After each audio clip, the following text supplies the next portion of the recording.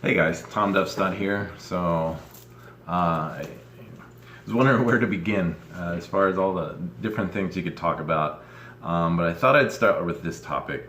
And the reason why is I've kind of been confronted with this issue quite a few times over the past few months. And it's based on people wanting to know the truth about things. And let me preface this by saying that for about the past year and a half, I've been going through my awakening. It's like I've gone through a very heavy period of studying, reading, introspection, meditation. It was a revelation that continued to evolve. One revelation led to another and another. And I'm a very logical-minded person, so it could shock a lot of people about what I'm into. And that is precisely the issue, which is trying to disclose the truth about things. Take, religion. Let's take the Christian religion. If you were to give everybody the facts up front, think about how difficult it would be to grasp that. Jesus coming from the Virgin Mary, the angels coming down, there's a burning bush, and there's the floods of Noah, and then parting the Red Sea, and then,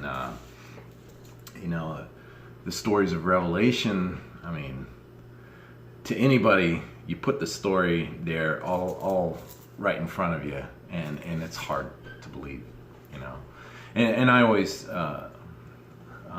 explain this also in taking our technologies. If we took all our technologies, VR, internet, the Wi-Fi, our smartphones, take all this stuff and then hand it to somebody in the Middle Ages. Even though they get to handle it, they get to play with it, they get to dissect it, most people are not going to believe it. And simply because in their frame of mind, they don't see how that's possible. In the context of how they see the universe, in the context of how they see things, they can't see how it's possible. And so in order to understand it, you actually have to go all the way back to the beginning.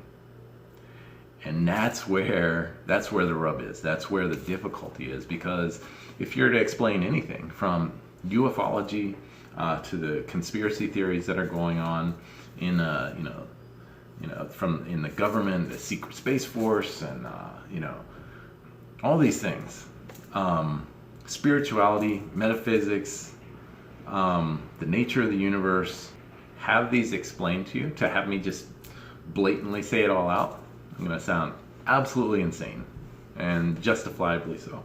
And if I look back years ago and was told what I believe now, I wouldn't have believed it, because it's too fantastic. There's too much craziness, because how do you get from this point to this point? And it was an evolution. It started out slow, where this turned into this and this turned into this. So that's important to learn here. And I will try to get into some of those stories from the beginning, as I understand them. But, of course, trying to get all those details right. This is all from reading all this material and learning all this stuff and coming to believe what I believe. But, it's hard to recall all the different details, But as far as the philosophy of it all, the bird's eye view, the perspective of it all is that I can explain. So there you have it. Just a little quick, little over 5 minutes here. Just trying to establish that just because you hear something crazy, you can't throw it out. And that's a big thing with disinformation as well.